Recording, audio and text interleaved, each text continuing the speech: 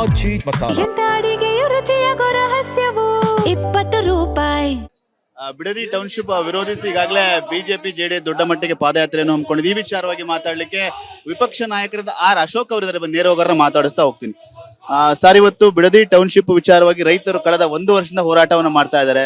ಇವತ್ತು ಆ ಪಾದಯಾತ್ರೆಯನ್ನ BJP JDS ಹಮ್ಮಿಕೊಂಡಿದೆ. ನೀವು ಕೂಡ ಭಾಗಿಯಾಗಿದ್ದೀರಿ. ಇದು ಈ ಸರ್ಕಾರ ಬಿಡದಿ ಒಂದೇ ಅಂತಲ್ಲ, ಇಡೀ ಕರ್ನಾಟಕದಲ್ಲಿ ಅಕ್ರಮವಾಗಿ ರೈತರ ಒಕ್ಕಲೆಬ್ಬಿಸುವಂತ ಕೆಲಸ ಮಾಡ್ತಾ ಇದ್ದಾರೆ. ಒಂದ್ ಕಡೆ ಬರ ಬಂದಿದೆ, ಅಲ್ಲಿ ಸರಿಯಾಗಿ ಪರಿಹಾರ ಕೊಡ್ತಾ ಇಲ್ಲ. ಇನ್ನೊಂದ್ ಕಡೆ ರೈತರ ಜಮೀನನ್ನ ಕಬಳಿಕೆ ಮಾಡಿ ರೈತರ ಉಳುಮೆ ಮಾಡ್ತಾ ಇರುವಂತ ಫಲವತ್ತಾದ ಜಮೀನುಗಳನ್ನ ಮಾರಾಟ ಮಾಡಿ ಅದರಲ್ಲಿ ಆ ದುಡ್ಡು ಹೊಡೆದು ಕೇಂದ್ರದ ಕಾಂಗ್ರೆಸ್ ನಾಯಕರಿಗೆ ಕಳಿಸುವಂತ ಒಂದು ಹುನ್ನಾರ ಮಾಡ್ತಾ ಇದ್ದಾರೆ. ಈ ಪ್ರಾಜೆಕ್ಟು, ಬಿಡದಿ ಪ್ರಾಜೆಕ್ಟು ಒಂದು ರಿಯಲ್ ಎಸ್ಟೇಟ್. ಇದು ಡಿ.ಕೆ. ಶಿವಕುಮಾರ್ ಪ್ರಾಯೋಜಿತ ರಿಯಲ್ ಎಸ್ಟೇಟ್ ಪ್ರಾಜೆಕ್ಟ್. ಅದಕ್ಕೆ ನಾವು ವಿರೋಧ ಮಾಡ್ತಾ ಇದ್ದೀರಿ.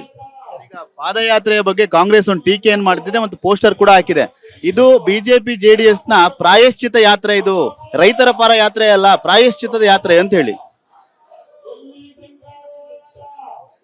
ಇದೇ ಕಾಂಗ್ರೆಸ್ ಅವರು ವಿರೋಧ ಪಕ್ಷವಾಗಿದ್ದಾಗ ಈ ಬಿಡದಿ ಪ್ರಾಜೆಕ್ಟ್ ಬಗ್ಗೆ ಸತ್ಯಶೋಧನಾ ಸಮಿತಿಯನ್ನ ಕಾಗೋಡ್ನ ತಿಮ್ಮಪ್ಪ ಅವರ ನೇತೃತ್ವದಲ್ಲಿ ಮಾಡಿದ್ರು. ಅದರಲ್ಲಿ ಡಿ.ಕೆ. ಶಿವಕುಮಾರ್ ಮೆಂಬರು. ಅವಾಗ ಅವ್ರು ಹೇಳಿದ್ದಾರೆ, ಈ ಪ್ರಾಜೆಕ್ಟ್ ಮಾಡಿದ್ರೆ ರೈತರ ಶಾಪ ತಟ್ಟುತ್ತೆ, ರೈತ ವಿರೋಧಿ, ರೈತರ ಮನೆ ಹಾಳು ಮಾಡಿದವರು ಅಂತ ಎಲ್ಲ ವರದಿ ಕೊಟ್ಟಿದ್ದಾರೆ. ನಾನು ಇವಾಗ ನಿಮ್ಗೆ ಹೇಳ್ತಾ ಇದ್ದೀನಿ, ಯಾರು ಪ್ರಾಯಶ್ಚಿತ್ತ ಮಾಡ್ಕೊಬೇಕು?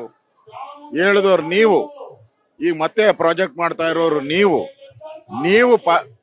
ಪ್ರಾಯಶ್ಚಿತ್ತ ಮಾಡ್ಕೊಬೇಕಾಗಿರೋದು ಕಾಂಗ್ರೆಸ್ ಅವರು, ಬಿಜೆಪಿಯವರು, ಜೆಡಿಎಸ್ ಅವರು ಅಲ್ಲ.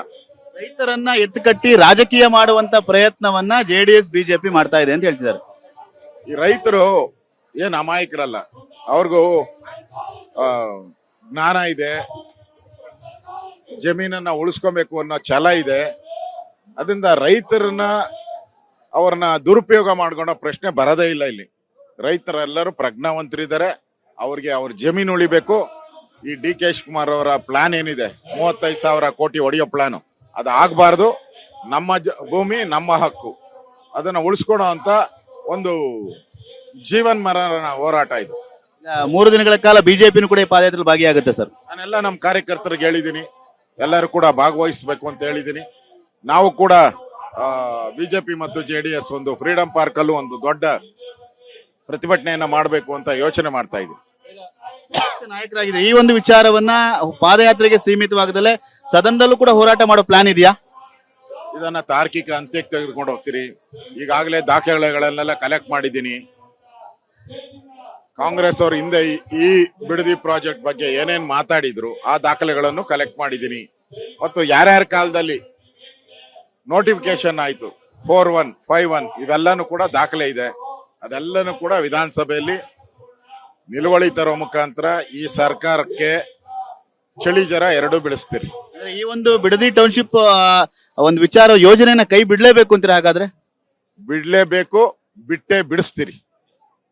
ಇದಿಷ್ಟು ವಿಪಕ್ಷ ನಾಯಕರಂತ ಆರ್ ಅಶೋಕ್ ಅವರ ಮಾತು. ಈ ಒಂದು ಬಿಡದಿ ಟೌನ್ಶಿಪ್ ಏನಿದೆ, ಈ ಒಂದು ವಿಚಾರವನ್ನ ಬಿಡ್ಲೇಬೇಕು ಅನ್ನೋ ಒಂದು ಒತ್ತಾಯವನ್ನು ಕೂಡ ಮಾಡ್ತಾ ಇದ್ದಾರೆ. ಕ್ಯಾಮರಾಮನ್ ಪ್ರೇಮ್ ಜೊತೆ ಸುನಿಲ್, TV9 ಬಿಡದಿ.